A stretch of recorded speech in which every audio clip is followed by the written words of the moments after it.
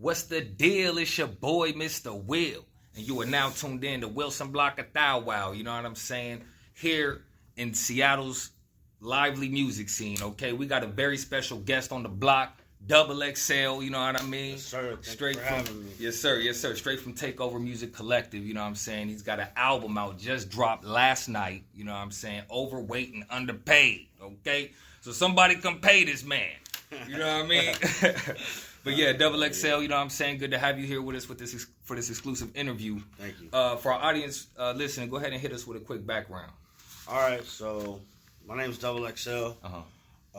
I grew up in a town called Siletz, Oregon. It's about 14 minutes off the coast of Newport, Oregon. Okay. Y'all ain't heard of it. If you really want to Google it, it's SILETZOREGON, Oregon.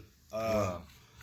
Really, shit, I'm just regular everyday dude, just trying to fucking put my lyrics out there. Right, that part. So what's how'd you come up with the name DoubleExcel? Like I like the way you spell it, like excel, like excellence. You know what I mean? Yeah. Really, I can't even take credit for that. So it's a two-part story. So my boy Carson, God rest his soul, we were kicking it at the skate park one day, and like just somehow ended up talking about shirts. I was like, yeah, I wear a DoubleExcel at the time. And he was like, yeah, that should be your rap name. And I was like, oh, that's kind of hard. DoubleExcel. And then I was using like XXL, but then I realized the magazine. Right. You know? Oh, you were actually spelling it like that? XXL. Okay, yeah. At first, yeah. Right. And so after, like, I found out about the magazine, and I was at the time, this girl I was dating, I was at her house, and I was figuring out ways to write it down.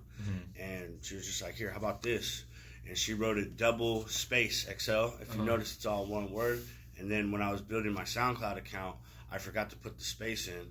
I hit enter, and I looked at my profile. I was like, you know what, that's kind of filthy. All is one word. Right. It kind of works. You know yeah. So I just ran with it that way. Oh, okay. And what year would you say you came with the title? 2012, 2013. Oh, okay. So you've been doing this for a minute. You've been rapping for a minute. Yeah. This is my debut album in the sense of this is the first project I put out that's on all streaming platforms. Okay. And this is my first solo venture. Okay. Because before this, I was in a group called Relevant References, and we had two mixtapes out that we put out on SoundCloud and YouTube. It's still up there today? It's up there today. Okay. If you look up Relevant References on YouTube, spelled how it sounds, you'll find it. For sure. Now, was you like already a Seattleite then, or were you still? Yeah, no. When I was in Relevant References, we were all from Seattle. Okay. We were based out of Seattle. Dope. And shout out those guys. Those are my boys, but yeah, you know. Man, I always say, man, Seattle just come up with it. Just like every time people talk about the groups here, you know what I mean? There's like relevant. What was it called? Relevant References. Yeah, so it's just a fucking dope name. Like when you think it can't get any more creative, it does. You know what I mean? So how long were you living in Oregon before you moved to Seattle? My whole life. Really? So when did you move to Seattle? When I was about 18, 19 years old. Oh, okay, so you already grown practically. Yeah. Okay, and so you actually spent most of your time living in that city. What's it called? It's called Siletz. Siletz. Okay. Yeah. And is there a music scene there? Like, what's the... I mean, so like the town I grew up in, it's like 1,000 people in it. Okay. There wasn't even a stoplight. Oh, damn. But there was like a little music scene going on. Yeah. You know, nothing like out here. Right. There's no venues, no recording studios, but I mean, like, yeah. I mean, there were still people that... There's hip-hop heads out there. There's hip-hop fans out there. Right. And, I mean, like, I've thrown shows out there and stuff like that. Yeah. So tell me about your what led you to start rapping, particularly. You know what I mean? Not just music, but, like, rap. Rap? Yeah, so I have no musical background. Okay. No instruments, nothing like that. Some cats are like, oh, I was playing drums and got into hip-hop. No, I had no musical background. But, it all started from my homie Jeff Sweet back home. He was like a rapper, and I would kick it with him sometimes, and like he would like play like just instrumentals, and he would like freestyle and write to him. And I was like, fuck it, I could probably do this. I started freestyling. Okay. And I was like 13, 14 when that happened. Okay. And then I started just like at parties, we'd get drunk, and I'd just start freestyling, and never really took it serious till I was about 17, 18. and then I bought like a mic and like a little recording setup, and yeah, Give it a shot. yeah, No started doubt. writing down lyrics. Yeah. And then you started engineering songs or what? I mean, I wouldn't call it that. Yeah, right. When you started recording yourself. Recording myself, Yeah. learning to engineer, but I mean, nothing up to standard at all. Right. Yeah. And so, by the time you came to Seattle, you already knew that this is what you wanted to do. You know what I'm saying? Yeah, rap. I came out here to go to the Art Institute, Oh wow. Okay. and I came out here to learn engineering. Oh, heavy. Yeah, I flopped out of that school, but No doubt. I mean, it happens. You know what I mean? Happens. I tried to go be an electrician. You know what I mean? Then, exactly, shit happens. Shit happens, man. But since you've been in Seattle, you've been more or less proactive with music. You know what I mean? Yeah, yes and no. So the first mixtape you were talking about, when did that drop? So my first ever mixtape I put out it's called Troubleshooting. You can find it on my SoundCloud. Okay. I mean, and when did I put that out? Yeah, what year did it drop? 2015. Oh, okay. Yeah. And so 2015, how old were you?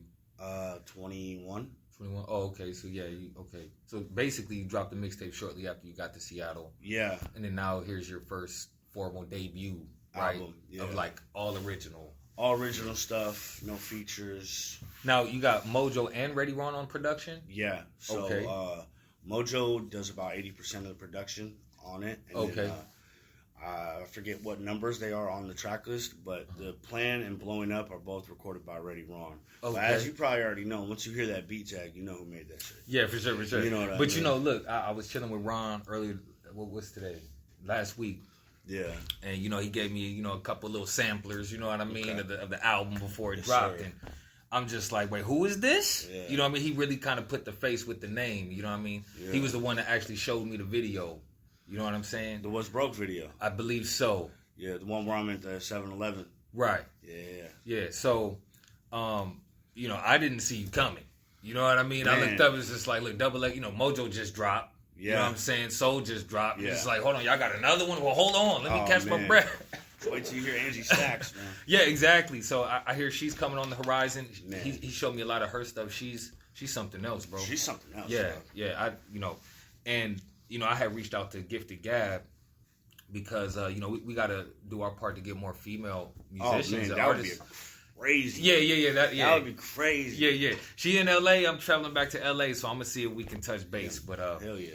it's a big deal to get as many local native artists as possible. You know what I mean? To share their stories, man, because not everybody is inspired by a Kanye West. You know what I mean? There's certain things that you might influence me. Yeah. You might inspire me in ways that celebrities can't inspire me. You know what I mean? So I think local artists should have exposure. You know what I mean? I feel that for Yeah. sure. And plus, like, Kanye West was, believe it or not, probably at this level at one time. Yeah, for sure. You know Yeah, what I mean? Kanye West got that story. What did he say? He said stuff that made me. I've been telling other artists, like, when we was grinding mixtapes back in the day, I remember telling some artists, like, look, bro, it's okay to go get a job, homie. Like, you go get a job in the meantime and then come out here and do your do. You feel me? Man, you're talking to the guy who shot his video at his job. So I Right understand now. 100%, bro.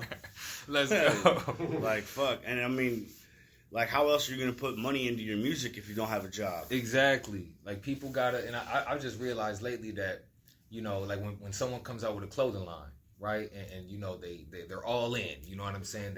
They package it and they even get out there and try to sell it. It's like, look, like, I appreciate the grind, but we need to understand what the market actually needs. You know what I'm saying? In contrast to what we want.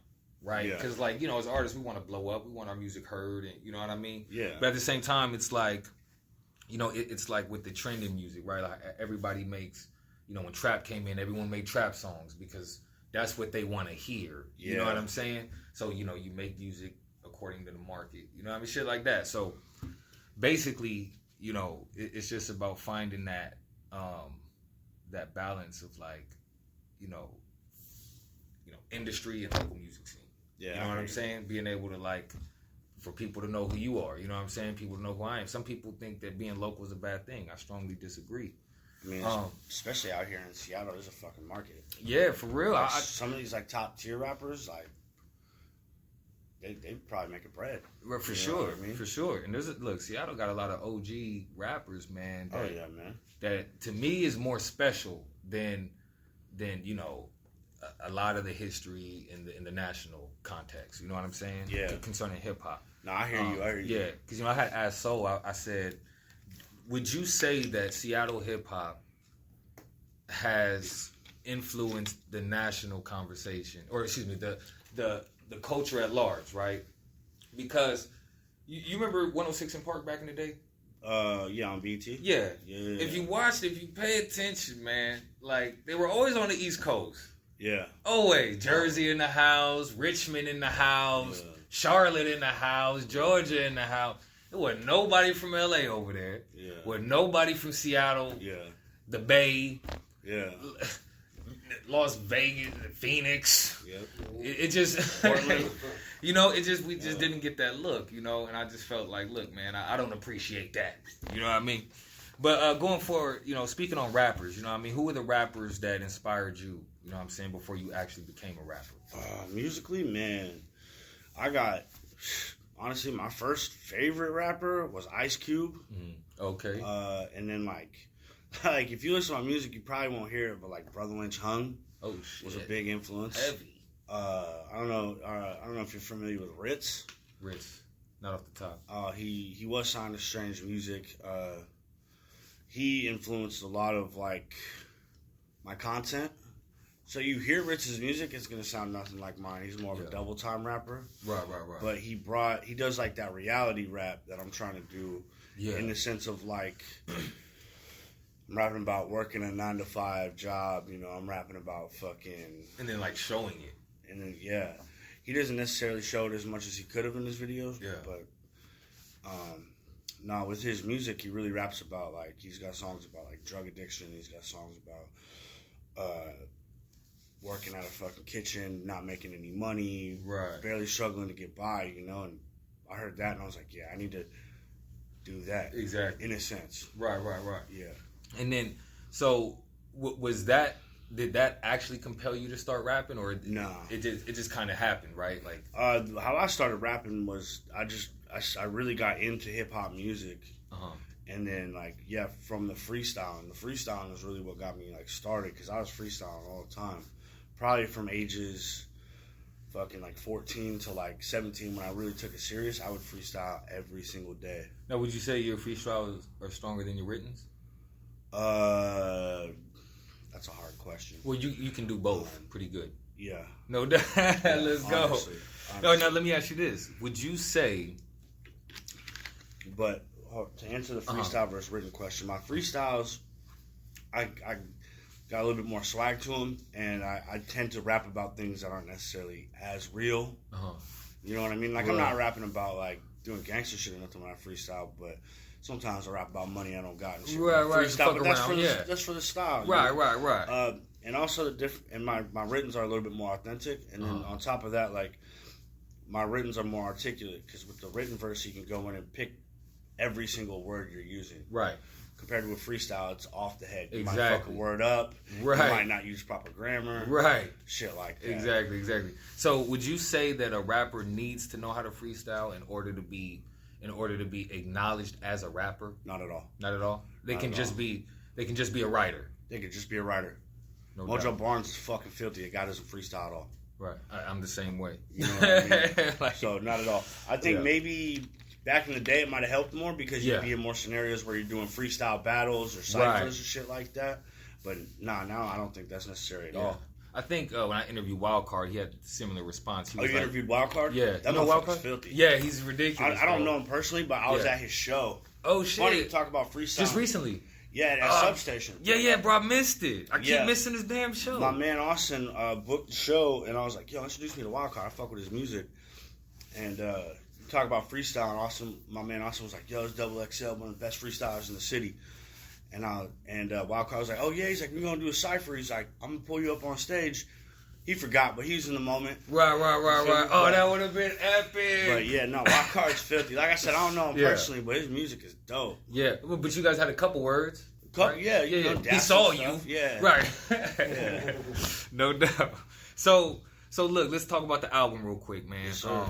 Overweight Underpaid. Yes, Okay. Why that album title? Shout out my little cousin Joshy. He came up with that shit. Oh yeah? Dude, Overweight damn near 12 Underpaid. years ago. Oh damn, that long? Yeah, he was like, yo, if you drop an album, man, you're gonna name that shit Overweight and Underpaid. I was like, that's hard. I was like, that's fucking hard. Bro, this shit is over 10 years in the making, nigga. Like conceptually in my brain, Right. yeah. And then like, bro, technically I've recorded this shit like 5 times over. Oh shit. There's so many songs I've written and then just kind of scrapped and shit. Right. Like that. You know what? If I'm not mistaken, you got like 10 joints on here. 12 joints? 9. 9. 9. Come on, bro. It's an LP, yeah. Basically. I mean, shit, I haven't put a project out in I haven't had anything with my voice on it in like 3 years, and I haven't put out even a mixtape or anything in like 5 or 6. Right, so. at least since the last. Yeah, since the group stuff, relevant references, and yeah, that was coming on 5-6 years ago. So I felt like. And where are they at? So my man Zodiac, he did the whole wife and kids thing. Which shout out to him. He's actually getting his money right now. No doubt, no doubt. And then my guy Austin, he goes by Just Levi. He's still kind of rapping, but he's also doing a lot of booking over there at Substation. And okay. That was always his talent when we were in the group. Oh, get the shows. Yeah. Okay, and so like he's like doing booking and fucking he's killing it. Right. I mean, you gotta have that dude, man. That's why it really take a team. You know what I'm saying, to get this done. But those were Seattle artists. Yeah. Our guy Zodiac was from Tacoma, and then he goes by Just Levi now. He's based out of North Seattle. Okay. No doubt. And so here, let's rewind a little bit.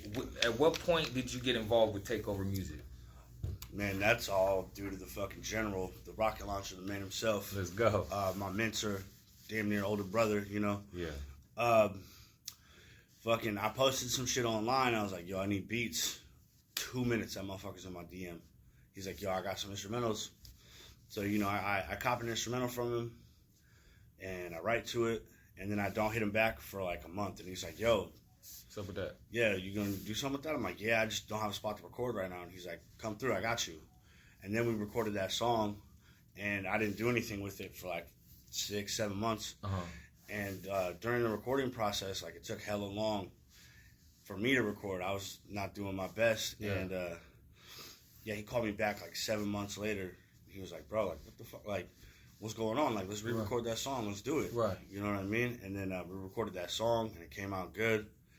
And then just the ball started rolling from there. And then he was like, yo, I'm starting this little like crew. He's like, you want to be on it? And I was like, yeah, sure. And I was already met Soul. I already met Seven, and I already met Mojo. Okay. And I was like a super fan of Mojo's music. And I was a big fan of Seven's music. And I was fucking with Soul's music too. So I was like, all these guys are filthy. Yeah. And so he put me on. Yeah, Sev got a catalog unlike any other. And like, dog, that dude's got like features from like Sky Zoo. Right. You know what I mean? He went on tour with KRS-One. Heavy. Like, that motherfucker's really made moves. Yeah, for sure. He's been in the game for quite some time. And what I appreciate the most about Sev is how it's never too long before you drop a new project. You know what I mean? Like, you can tell, like, this nigga lived this shit. Like, he eats, sleeps, breathes, shit's hip-hop. Let's bro. go. It's crazy. Like, he's the type that, like, we'll go do a show, and before the show, he'll be writing down a verse in the car, and then he'll get to the show, he'll sit outside, smoke a cigarette, fuck freestyle with people, and then he'll go in and do his set, and then he'll go home and lay a verse down. Right. You know what I mean? In the same day. I'm chilling. Like, yo, if I do a show, I'm like, all right, I'm good. Where's the party at? That part. You know. And then his radio skills is also just as good. Yeah, you know the what I mean? podcast, dog. He's about to be on the lookout. He's about to get some big interviews too. Yeah, bro. He's fucking like, I can't keep up. Like, the nigga's always got a new guest. You know what I mean? He's always got a new topic. I'm just like. And then he brought Mojo Barnes into the podcast too, as a host, as a co-host. Yeah, Mojo, and then Ethan Mad Assassin. Okay. If you're unaware, are you aware of Ethan Mad Assassin? Yeah. Well, I know the name. I don't really have a face with the name, but if you remember, I think it was Seven's probably like second to last most recent project. He was on there. Yeah, it was him and Ethan Mad Assassin. They did a joint album. They called it The Field Report. Yeah, they did a play towards the Capone and Noriega War Report. Yeah, yes. Look, that's where I see the name. That shit is hard. Yeah, for sure. But yeah, Ethan Mad Assassin, he's on the podcast too. Yeah. Okay. Wait, as a host? Yeah, they're all three hosting. Okay. Yeah. Yeah, man. Shout out Panther Politics. You know what I'm saying? Sir. You know what I mean? Holding it down. Well, they do a show like every day, damn near. Yeah. I mean, every Sunday they're recording the pod. Oh, so it's a pre-production. I believe so. You'd have to ask post-production. Yeah. So I gotta check it out, man. I gotta tune in, man. I'll be so damn busy. You know what I mean? Kind of spread thin with all these. Yeah, man. I usually watch it. I like to listen to podcasts before I go to sleep. So that's why I do it on the new Panther Politics. Right. See, I was doing this courier work and I was in the car a lot. That's when I really got it in on the podcast. Mm-hmm. You know, and they got to drive to Kelso with some old shit. You know what I mean? Yeah. You know, it's going to be a little minute. I could listen to an hour-long podcast. Yeah, Kelso's deep. Yeah. So when you said you and Ron, you had bought the song, you had did the studio session. Yeah. And you said the first time it didn't really, like, pan out. Well, like, to be honest, I didn't do a good job recording. So it was more like the studio etiquette, right? Like adapting to the studio. Because like studio versus showcase, right? Where you're like freestyling on stage, that's a whole different environment. You know what I mean? A whole different approach. Yeah, and at that period of time, it had been like almost a couple years before I got back in front of a microphone. Oh, wow. So, yeah. So just like my pronunciation, words I was saying while I was recording was just kind of messed up. The recording didn't come out as we wanted it. And then, he hit me back. He's like, let's re-record it. And he just hit me up like 7 months out of the blue later. I figured like, all right, this guy, you know, we did our thing. That's cool. Right. And he hit me up like, yo, what's up? Like, what else you got? Yeah, he's like, put some work in. He's like, bro, you got talent. He's like, but like, you got to fucking work. You know what I mean? So at what point did you guys have a conversation about, okay, you know, this I can do an album, or you know, did you already have that doing the album in your mind, or did this kind of bring you back into the picture? once he talked about putting me on TakeOver, we started at this time he had like a studio built off at our secret location. Secret little hideout. Yeah. And I ain't gonna ask you where it is because I want to live. I ain't gonna you know what I mean? Exactly. Because I want to live too. Right. But no. Yeah. He once he kind of put me on TakeOver, I hit like that fucking spree of just like I was going over there every week, laying down the track, laying it down. Oh shit. And like as I told you earlier, the name Overweight and Underpaid has been. As soon as he's like, what do you want to name the project? Boom, I had it. Oh, okay. And I had the album cover in my brain for like 5 years. Dude, tell me while I was studying the album cover, trying to figure out, man, what bus stop is that, bro? Because I catch the D. That was the D-line stop? That was the D-line. That was the 92nd Street stop. The 92nd Right there by the going up through Ballard, yeah. Okay, you know about the D-line. Cause Yeah, that was the D-line. Because at first, when I first saw it, I was just like, that looked like West Seattle. Yeah, nice. But the D-line don't go to West Seattle, so I'm like, I know they didn't graphic design the D on there. I know that was You know what I mean? That was the original D. You feel me? But yeah, no, I was really studying this shit. Like I was really like zooming in, moving it. Like, okay, what block this nigga on?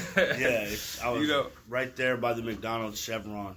Okay, on 15th. Yeah, right before it turns into Holman. Okay. Oh yeah, way at the top, down there by Golden Gardens. Yeah, second to last stop. Okay, yeah. Right on, man. Okay, so let's go over the track list. You know what I mean? Because you know, look, in a day and age, and I'm not slighting artists that do 3 and 4 songs, but 9 songs is healthy. You know what I mean? And I would still personally classify it an EP. You know what I mean? Yeah. But there's no formal rules for this shit. You know what I mean? Yeah. A 9-track album is a healthy work these days. You know what I mean? Tell us about you know, the songs that made the cut, because I'm sure you recorded more songs that actually made it, right? Oh man, I got on my phone right now. I got a file of like 50 beats and like 25, 30 songs. So what type of deals did you guys arrange with Ron to like get the beats, right? Because you guys select the beats, right? For your project. Yeah, I mean, really, it's a lot of it is off the love. Yeah. You know, just the understanding, we moving. Yeah, obviously he gets his publishing. Right. You know what I mean? Yeah. You're talking financially, right? Well, I guess you could say that. Not even so much for financially, but just the agreement. You know what I mean? Like, how do you get access to the archive? You know what I mean? In order to, you gotta work for it. So, do you guys ever have to compete for beats? I know you heard beats going on another person's project. Like, hold on, man, I want this one. I mean, yes and no. Well, you're more the type of artist that, like, whatever you got, whatever, throw it at me. Yeah. If I like it, I'm gonna make it fire. Exactly. And then, like, I mean, within TakeOver, there's 3 producers. Cause Soul makes beats. Okay, right. Mojo makes beats, and Ron makes beats. Okay, There's definitely, I ain't gonna lie, there's definitely been like beats I've heard, and like, you know, he'll be like, oh yeah, that's Sevens, or that's so and so. Right. I'm like, that shit is hard. Right. Hey, if you don't use it, like, throw it my way. Right. You know? And I mean, but there's a basic respect for, like, okay, yeah, well, it's about to have a hot project in. Yeah. You know what I mean? Also, like, we're all so tight. Like, I could be like, yo, you need a verse. Right. You know, hop on that. You know what I mean? Yeah. For sure. But usually it's like we just come in and he kind of just shows us some stuff. We're like, yeah, I want that. You know what I'm saying? And just kind of works he it blesses us, bro. He Right. really hooks us up. You know For what I sure. mean? So Same thing with Mojo. That's what happened with Mojo. We would go to the studio and just like kick it. yeah. He played me some beats. I'm like, damn, these are tight. Right.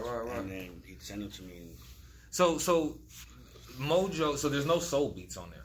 no. Okay. No. And Mojo recorded about 80% of the album. Oh, okay. Or he produced it. Excuse me. Okay.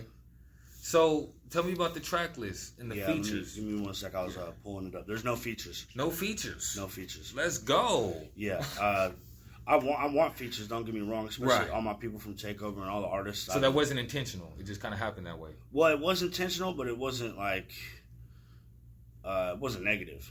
But it was intentional in the sense of everything I've done up to this point has been a group effort. Yeah.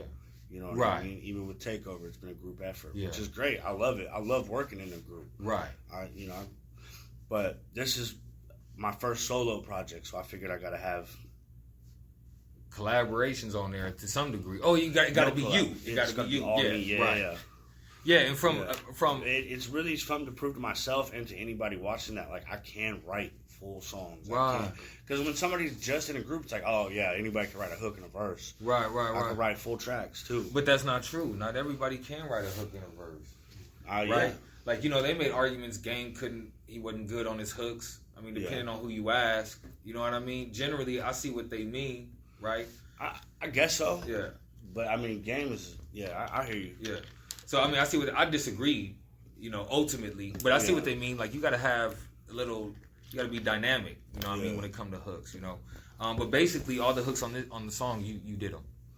Oh, yeah. Every word you hear was written by me. Okay, heavy, man. Look, this is a big deal, man. You know what I mean? When you got, like, look, artists need to understand that, each song, you know what I mean? Particularly if you got all those credits, you know what I mean? And, your producer credits, portion correctly, whatever. That's a product. Yeah. You feel me? It's product. Yeah. You know what I'm saying? So, artists, I think what TakeOver Music Collective is doing is a good example, right? I'm excited for the future. Yeah, because back in the day when I was grinding, it was all like, nigga, where your new mixtape? You got a mixtape? It was all mixtapes. You know what I mean? Because wasn't nobody paying for beats. You know what I'm saying? Or, we were too broke to pay for beats. You know what I mean? Yeah.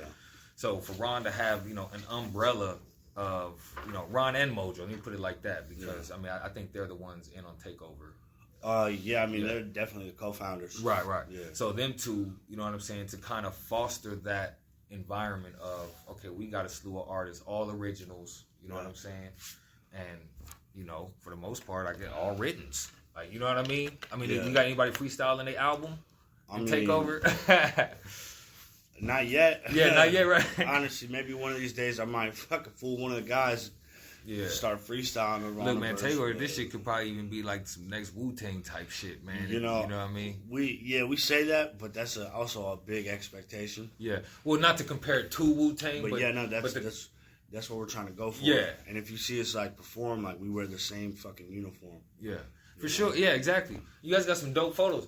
the thing is, you know, when you think of, you know, these conglomerates, right, where like the 12s, right, for like the Seahawks, right, like when these fools have a home game, I'm just like, damn, why the fuck does everyone have a fucking Seahawks jersey on? Oh shit, those are the 12s. You know what I mean? So when you think about, because I don't want to like, you know, make any false comparisons to Woo, because like Woo is like, you know what I mean, historic, bro. Like, you know what I'm saying? Yeah, but for real. But look, on some real shit.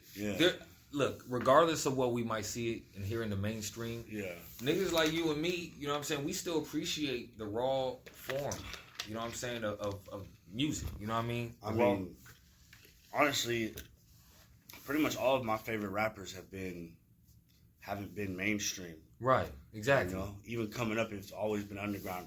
Except for, like, I feel like within the mainstream, there's the good mainstream artists and just, like, gimmicky guys. Right. Like, Kendrick Lamar's a fucking animal. Yeah. But also, that motherfucker has played the Grammys. He's got multiple platinum plaques. Like, he's doing better numbers than half these mainstream cats that are going to be gone next year. Exactly. J. Cole is one of the best rappers of all time. Yeah.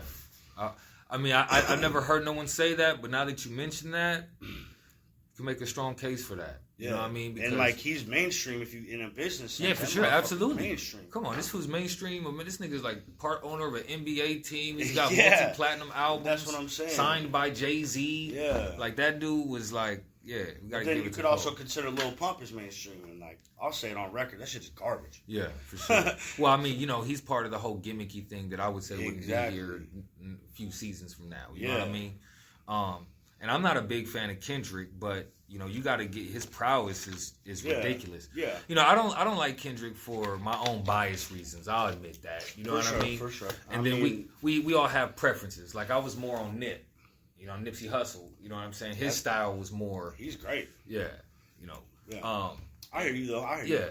So what was your experiences performing in Seattle? You know what I mean? What you know, aside from Substation, you know what I mean? What other venues have you rocked? Shit, I've been all up and down I-5. I mean, obviously, I ain't done like, you know, WAMU or right. Pledge and crazy. Not yet. Yeah, not yet. But I mean, damn near every venue in Seattle. Croc. Yep. Did the Croc? You did Nectar. Yep. Numos. Probably. You know, Numos is that one venue to where, like, look, if you did Numos, bro, you own as far as I know. Yeah. You own. I mean, and definitely, like, I've played these venues, but it's not like I've brought crowds to them. Right. You know what I mean? Yeah. So it's, yeah, but I mean, you know, it's levels. Yeah, there's levels. Like, look, for example, I did House of Blues back in 2012, but it wasn't the main. We was in the foundation room. But, nigga, if you going to throw an event, throw the House of Blues. I mean, we was still in there as far. You couldn't tell us. You know what I mean? No, for real. And I'm sure they had a nice green room and shit. And the sound was probably good. Like, yeah, that's an iconic venue. Yeah, for sure. Yeah, right on. Yeah, because I thought, I was like, man, a lot of artists never get the chance. I mean, House of Blues is like, you know, I mean, I was 22 years old. I didn't understand the real significance of it at the time that I do now. I mean, I knew it was special, but now that it's actually gone. Oh, it's gone? Yeah, the one on Sunset Strip is gone. Oh, okay. I think they just have Anaheim for like SoCal now. Okay. You know what I mean? Yeah, if I'm not mistaken. Yeah. Which I think was stupid because, like, you know, when you look at that whole Sunset Strip, the Whiskey, the fucking Troubadour, all these different venues, that's LA music scene. Yeah. You know what I mean? Yeah. And like they lost a big chunk of it by losing House of Blues. Yeah. Not just hip hop either. I mean, exactly. Go-Go, that's where Motley Crue came up. Come on, that's just music. That's why I say LA music scene, right? Yeah. And so you know, I don't like I didn't call it like Seattle hip hop scene. Yeah. You know what I mean? And back in the day, I got past it in the hip hop scene, but I want it to be music. I want it to be the broad spectrum. And then even with the music scene, it's not just musicians, right? It's any artist. You know what I'm saying? But music is the premise, you know what I'm saying? I feel you. So what other venues you got? You said everything. Okay, let me see. Yeah, I mean, I've done. So you've done the Belltown tours. I mean, yeah, I've done. Belltown. Let's see, we're talking. I've done the Jewel Box. I've done. You've done the one. What's the one on? You done High Dive. Done High Dive. You done the one on East Lake. What's the one on Lo-Fi? Lo-Fi. I've done Lo-Fi. I've done El Corazon, the big and the small room. Which ones have you done that are no longer here? No longer here. Lo-Fi. Actually, you know what? I've never performed at the Lo-Fi. so my bad. Uh-oh. But I've been to one show there. I was at the show right before it closed. Oh, okay. But like all my people have done shows there. I've turned down shows there. Oh shit. You know, not because of the venue or anything. Just right. So look, growing up in Seattle, what part of Seattle would you say is most eclectic with music and arts? Right, you got like Capitol Hill, you got UW, you got Fremont, even Ballard. I would say probably like most eclectic, probably like Central District. Yeah. I feel like there's a lot of good art and a lot of good music over there, you know. If we're talking more up north, I feel like Fremont's a very cultural, like not cultural, but very art-heavy kind of district part of the city. For sure. Yeah, I don't know. I feel like the Central District's up there. Yeah. Not just with hip-hop either. Like, that's where Hendrix came up and stuff. But has the CD ever really had, like, venues? I mean, yeah, like, I don't know the CD like that. I'm not out there, like that. But, I mean, they got fucking, like, Chop Suey. Right. That's more Capitol Hill. Yeah, it's kind of like... Yeah, I'd probably say, I feel like, from what I've seen as an outsider looking in. Right. Probably, like, the Central District or maybe, like, South Seattle's got a lot of, like, art, like, culture and shit down there. Right. This whole city, really. So, are you a Blazers or a Sonics fan? I'm a Blazers fan. Let's go. Let's go. And it fucking breaks my heart. No question. It breaks my heart. So you feel for Seattle when the Sonics left? Man, I thought this wasn't a hot seat. No, right. No, not at all. Right. Not at all. Not at all. You didn't feel for them? No. Really? No. That's our rival. Right. No doubt. But not even on no P and Dub. I mean, yeah. No, for sure. Like, it's like the I feel it. Yeah. And it sucks you lost your NBA team, but like y'all got the Mariners and the Seahawks. Y'all good. If Portland lost the Trailblazers, there's nothing. That's it. There's no NFL team out there. So you were looking at like y'all be alright. Yeah, like, exactly. You guys will be okay. Yeah, we see what happened, but y'all. But it would have been cool to see Kevin Durant as a Sonic. Yeah, bro. Didn't he play cool. one season there? He did. Yeah, man. But I mean, that would have been cool. You would have had Ray Allen, Kevin Durant, and I think that whole like OKC team would have been. Look, bro. If they would have stayed in Seattle, I'm gonna make the argument they would have had a chip. Yeah. And one of them runs, because OKC was getting close every year. Yeah. And then that would have been Seattle. You know what I mean? You know how lit it would have been in Seattle, man? It would have been so lit here, man. Yeah. And see, that's one of the reasons why I like to interview the local artists, because, like, I missed the whole Sonics era. Like, you feel me? And like I said, I grew up in Oregon and I was a Blazers fan, so that whole Sonics era, that was our rivals. Right. It was like, fuck you fools. Like, you know what I mean? We had fucking Greg Oden's bum ass. Right. So, but look, Dame Time, y'all got Dame Time, you know what I mean? I mean, it's the same story. We had Brandon Roy going crazy. Right. Didn't do nothing with it. We had Dame going, dog, that motherfucker, I've seen him average like 4 or 5 games in a row. He's averaging like 60 points. Just going stupid, but like, what good is 60 points when you lose by 20? Exactly. And but I'd like to make the argument that he's the best Portland Trailblazer to wear a jersey. Now I'm not too. Damon Stoudemire. I mean, were you watching the Blazers back then when he was playing? What? Not really. Not really. Because I'm 28, you know. Okay, you're a few years younger than me, yeah. Yeah. So I was still kind of young, but I mean, there's been a lot of great players for Portland. Yeah. But I feel like. Arguably, he's one of the best. What about Pippen? Pippen wore the jersey. Pippen wasn't Pippen when he wore the jersey. Right. So, that's like saying, what about Shaquille O'Neal when he played for Phoenix? Oh, no, see. Or what about Steve Nash when he played for Los Angeles? You know what I'm saying? That's kind of the same thing. Right. You know, Shaq, I hold that against Shaq. The fact that, look, you got the 3-piece, and I think Kobe deserved them MVPs, but whatever. Yeah. Y'all, look. For you to leave the Lakers and go play with every rival, okay? You didn't go to the Milwaukee Bucks. Yeah. You know, you didn't go to motherfucking the Charlotte Hornets or some old shit that don't really mean nothing to LA. Phoenix, he went to Boston, and Miami. Miami. Now Cleveland, in Cleveland. Come on, in Cleveland because of LeBron. He wasn't even like at that point. Like I mean. He was already kind of he was on the decline a little bit. He was on his way out. Yeah. He knew it. But still, man, you can't go out like that, man. You got to go out. And say, you know, I compare it a lot to the legacy players who played the whole career with that team because, like, they take on the identity of the team. Yeah. That's a real legacy player. You think Kobe Bryant, you think Los Angeles Lakers. Thank you. You think Corey Maggette, you think Clippers. Yeah. Even though they didn't win shit. You feel me? You still know, like, nigga, that nigga was a Clipper. You feel think me? Michael Jordan, you think Chicago Bulls. Thank you. I feel you. Now, you think Robert Horry, you're like, And then I honestly, since we're talking about the NBA a little bit, I think that's the kind of the issue with the game today. It doesn't, like, I mean, think about how many teams KD's been on. Yeah. You know what I mean? Think about how many teams LeBron's been on. Right. You know what I mean? How many times he switched back and forth. Exactly. Look, when KD went to Phoenix last season, that was the sorriest move ever to me. I was just like, you're not a champion. Dude, I got my heart broken back in 2019 by Portland. I stopped watching the NBA. Okay, yeah. Because for the second year in a row, we got swept by Golden State 4-0. Damn. And we would have in the conference finals. So if we would have beat them, we would have went to the finals. And it happened 2 years in a row. And, like, I don't know, there's probably a Trailblazers fan that's going to hear this and be like, fuck you, I've been a fan for 25 years. Right. My heart broke. Right. Couldn't dig two. But after that, I was like, nah, I'm fucking. Yeah, no, I feel you, bro. I'm a Clipper fan, so you know. Yeah, rough. You already know, man. Especially in like 2013.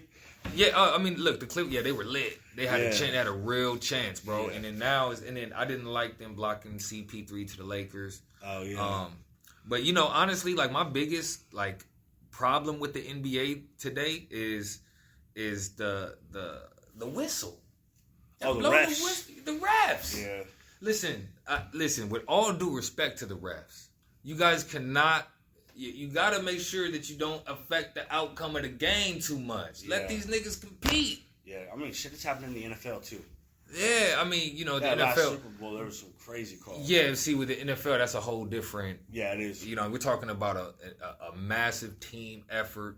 A sport that's all about team, and you got also all these a lot moving more parts. Physical. Yeah, there's a lot more to it. Yeah. I give them a little more wiggle room. Yeah, for sure. You know what I mean? But I respect that. Yeah, that. but NBA refs, it's like, look, I remember early this year I was watching a Laker game or something. Yeah. And it was like less than a minute left in the game. Yeah. And like the refs really called some shit and really like reviewed the play, called like challenged the play with less than a minute that wasn't gonna make a difference in the outcome of the game. So now you just what the fuck am I gonna do? I can't even finish the game now. Yeah. Because we gotta watch them review. So all this stuff that slows the game down, I'm not a big fan of. I feel you. Let these niggas compete. Look, you gotta look, and here's another thing. I don't want to stay on the NBA, but I feel you.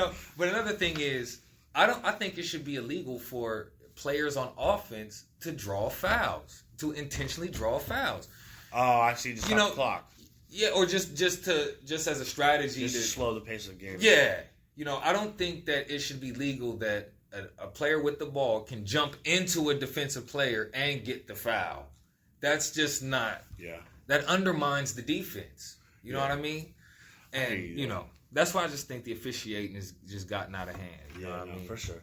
Because look, did you see the playoffs with the Golden State and the Lakers?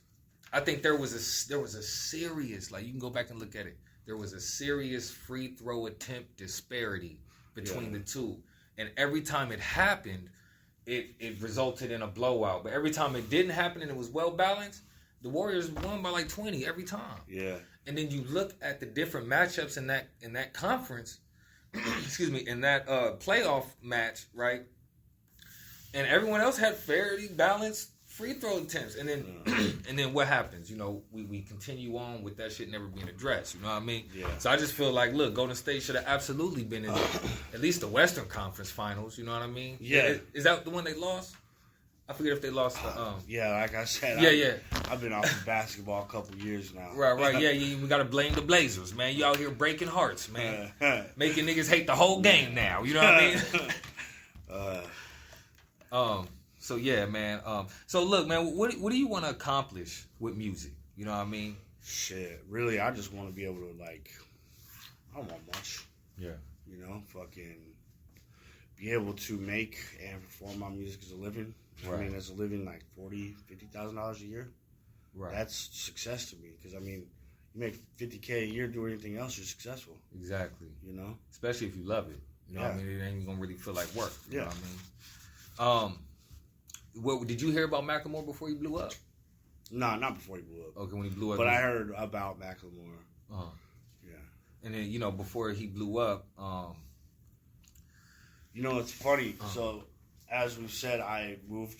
I'm not from here. I'm a transplant.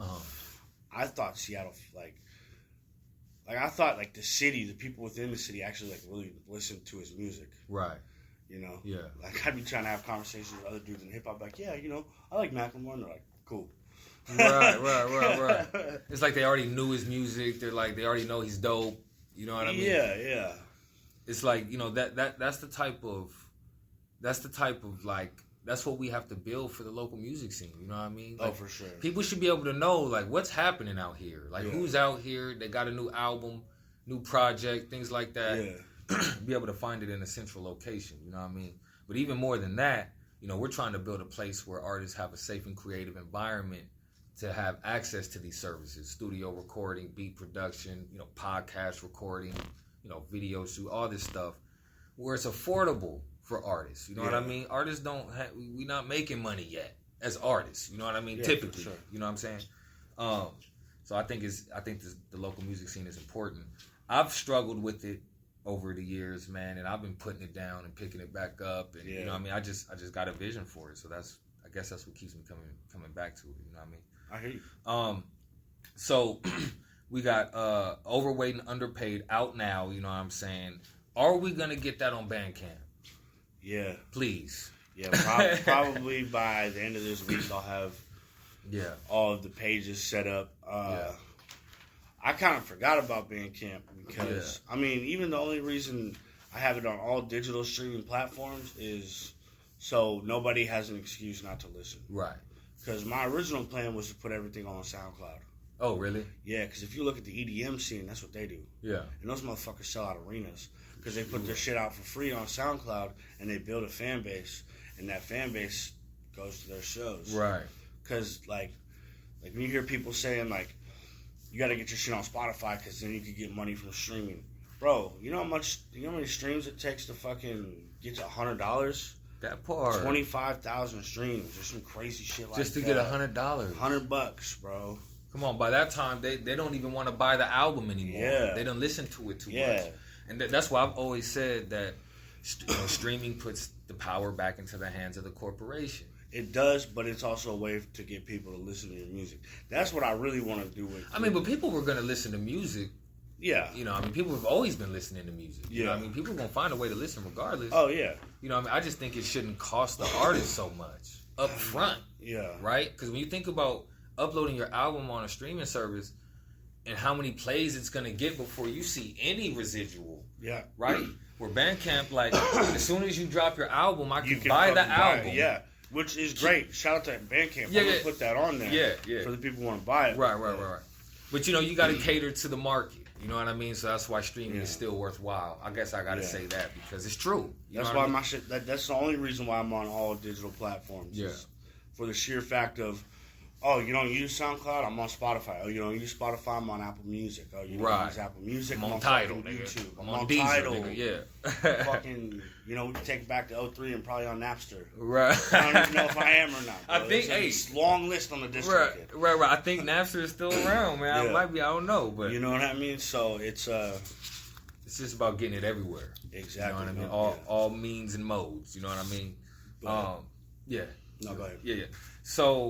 So the new album's out, you know what I mean, on all streaming platforms, you know what I'm saying? I'm going to have to take a listen to it. I'm still kind of marinating with Old Head, you know what I mean? Which is, man, y'all coming out with these albums kind of quick, man. I'm like, hold on, bro. I just, you know, we trying to study this shit, you know what I mean?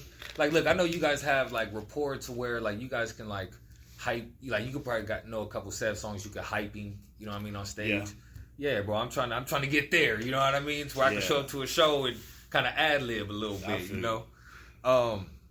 So we got the Overweight Underpaid album out now.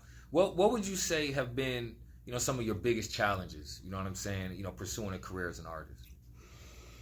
I mean, that's a good question. Biggest challenges, financially. Yeah. You know what I mean? Fucking studio time ain't cheap. Right. Recording your own music ain't easy. Right. And that ain't cheap. Right. And especially with fucking music, anything in life, but especially music, you get what you pay for. Exactly. You know what I mean? Right. You go to the homie's house who's giving you $10 an hour for studio time. Don't expect it to be. The mix comes out like shit. Don't be like, yo, why is it? But at the same time, you go down to some of these studios down here and you pay $100, $250 an hour, which it can get up to more than that. Right. You know what I mean? For sure. But we'll just start with that. You get up to $250 an hour, the mix is going to be fucking clean. Right. The microphone that you're recording on is clean. Right. The environment is nice. You know what I mean? The engineer's on time. Shit like that. Exactly. You know what I mean? And then, you take the home route, the DIY route, bro. Like, you get some $20 fucking mic and it sounds like you're rapping in a tin can. Right. That's why. USB plug and play shit. Yeah. Compared to, like, you go and get the Neumann U87, that's the same price as a fucking 05 Honda. Right. That shit's gonna sound clean. Right. So financially it's a struggle. Yeah. I'm blessed, but support is a big one. Yeah. I'm getting a lot of support from my team and my family and my girl and my friends. So I'm lucky to have that. But I mean, dog, especially in the feminine aspect, like there are girls who are like either it's me or the music. Oh, they gotta go. Yeah, exactly. And I've done that. You know what I mean? Luckily now my girlfriend now she's down with the program. Yeah. She knows my songs better than I do. Damn, right. So that's when you know you got to keep her. Yeah. Shout out Yasmin. No doubt. So yeah, there's support and that comes with like friends too. You know, at the beginning, your friends like, yeah, man, go chase that fucking music shit, and then it's 5, 6, 7 years down the line, and they're like, bro, you're still doing that? Right. You know what I mean? Yeah. And so support. So there's that. Yeah. Just trying to maintain in the real world. Right. Because, like, like having a job, like, it's hard to tell my boss, yo, I'm going to be fucking late today because I got to do a fucking interview. I don't. Right. But I've been in that situation. Right. Or, why have you been calling out so much? And you got to be like, oh, I've been sick when really you've been doing shows. Right. Or you did a show and you stayed up till 5 o'clock. Right. Like, I'm not coming into work at 7. Right. So. Been there for sure. Yeah. I like what you said when you said, it's not easy. Speaking on the challenges, you said, the do-it-yourself route, you know what I mean? Engineering your own stuff. The shit is not easy. It's not easy. Right? When you're dealing with Pro Tools or a new program, you know what I'm saying? I mean, if you were to day one go and buy everything you need to record and you fucking started up that Pro Tools, you'd be like, what the fuck? No knowledge whatsoever. You'd recognize the play, stop, start button, and the record button, maybe. Right. But you'd probably want to quit. You know what I mean? Yeah, fuck. Yeah, that's why the people who do it, they push past that. A lot of people have inclination to it. You know what I mean? And then even if your first time recording, like the first time you hear your voice on a microphone, you're like, hold the fuck, I sound like that? Right.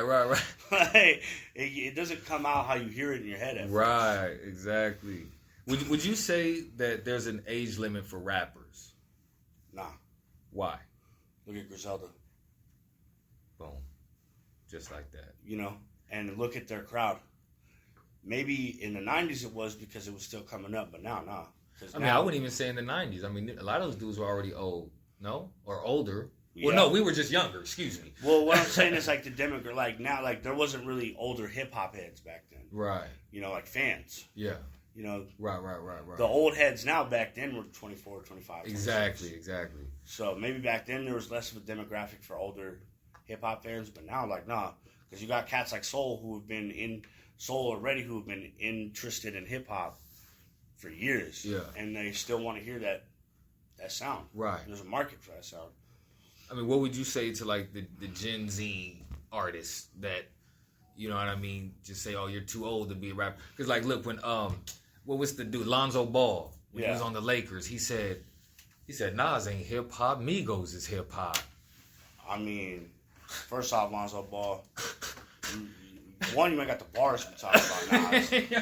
Two, you need to be better on the court to talk about anybody. That's hard, bro. You're like one of the biggest flops in the NBA history. You're going to sit here bro, talk about one of the greatest in hip-hop. Come on. And at that time, he wasn't a flop yet, so you're just like, whoa. Right, and Nas was already, nigga, Nas, like, you feel me? So, like, I didn't appreciate that. I don't appreciate what you're saying. Yeah. I kind of understand in the fact of, like, Nas is getting older, but, like, bro, Yeah, I hated that. But they just outright say Migos is hip hop and Nas ain't. Yeah, It's just an that's insult. ridiculous. Yeah, that's ridiculous. It's not true. It's just not true. Yeah, because like really, Nas is hip hop and Migos is top 40 Billboard alternative type shit. Yeah, rap.